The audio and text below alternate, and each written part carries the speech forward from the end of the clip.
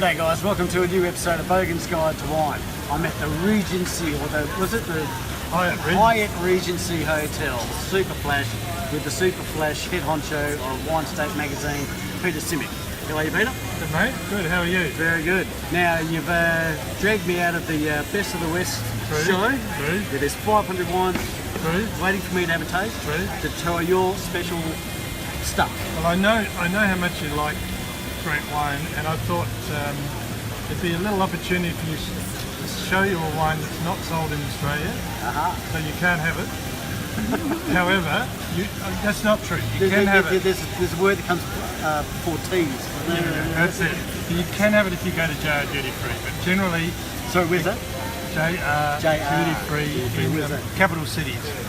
The reason is, of course, I publish a wine magazine, and so I don't want to be selling my own wine and at the same time promoting everybody else's wine. So there's a bit of conflict of interest. So, however, I've enjoyed making this wine, and I've enjoyed promoting it at a very high price overseas, which lifts the image of Australian wine in terms of our products are so good, and we really underestimate them. And when you look at the prices the French charge, for example, why don't we do that? That's where you came for your price range. That's where you found that, because you won the competition up against some of the best of the French wines. Against Lafite, Latour, Mouton, Margaux.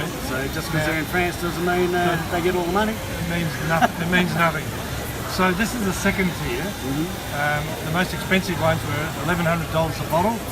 These are my baby Parawa. Parawa is the name of the vineyard. Okay. So let's try one. This is Comte de Fleurio. Now, while you're pouring that, we'll just have a quick look at this. Check this label out, you guys. Can you see that, Kylie? Kylie's our camera woman for the day.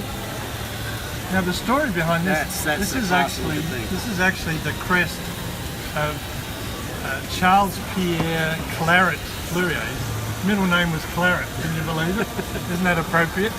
And he was the benefactor for Bogans, who was the French explorer who was actually off the shores of WA as well as South Australia. Okay. And so Bogans named the area in South Australia Fleurio after his benefactor, hence Fleurio Peninsula. Okay. And so our wine is in that region, and we thought this would be a nice homage to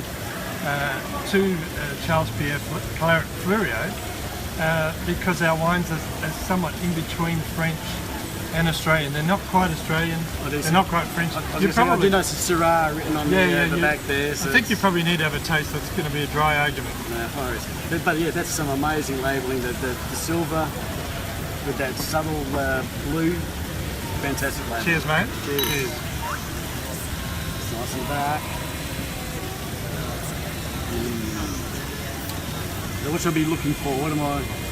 Well, this is the Cabernet blend. So this is the 5 varieties: Cabernet Sauvignon, Cab Franc, Merlot, Malbec, Petit Verdot. And interestingly, not many French vineyards use all 5 anymore. So this is going back to the original French style. All right. Not bad at all. Not bad. Wow. That's that's massive. That's you can almost feel the 5 different grapes jumping around. Yeah. I haven't tasted anything that's really exciting. Well, the funny thing is, this might sound strange, but I call this the kind of Ben-Hur of wine. If you remember Ben-Hur, the Great Race, you had the 4 horses, and each had its particular advantage. The inside guy was solid, and didn't do anything strange. Then the guy on the outside was the real ratbag who wanted to go fast, and so they put that horse on the edge. And so with the 5 varieties, it's like Ben-Hur horses. That makes so much sense. They each contribute something to the. Yeah, it just describing it. You can feel the heavy backbone and the other. Other horses racing outside. One adds, awesome analogy. Adds the backbone. Another one adds the floral character. Another one adds a bit of structure. Another one adds a bit of perfume, and so on and so on. Yeah. All right. Well, let's rock on to the next one, because we've only got so much time.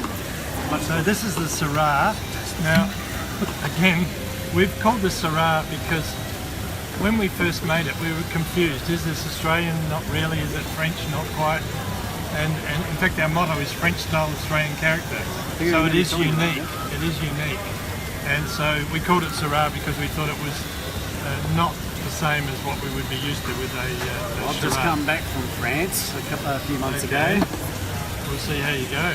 But I'll tell you, the one thing I really wanted to do when I got back was to have a decent Aussie red and a decent cup of coffee. Well, hopefully, couldn't get it over hopefully there. this comes up to your standard.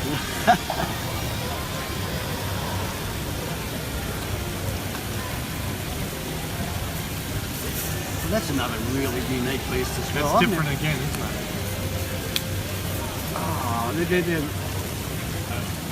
that end is sort of this really sharp but still.